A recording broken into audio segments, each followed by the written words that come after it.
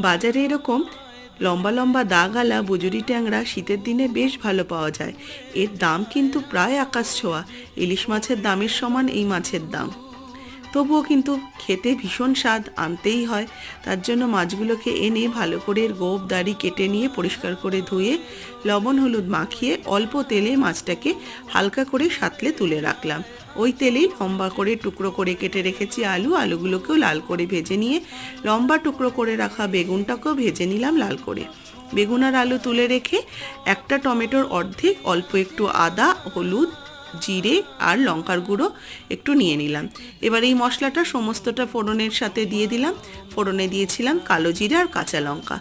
তারপরে ভেজে রাখা আলু দিয়ে অল্প একটু জল দিয়ে কষিয়ে তারপরে ঝোলের জন্য জল দিয়ে ফুটে উঠলে ভাজা মাছ, ভেজে রাখা বেগুন দিয়ে ফুটিয়ে নিয়ে ওপর থেকে একটু ফ্রেশ ধনেপাতা দিয়ে নামিয়ে নিন আর গরম গরম ভাত দিয়ে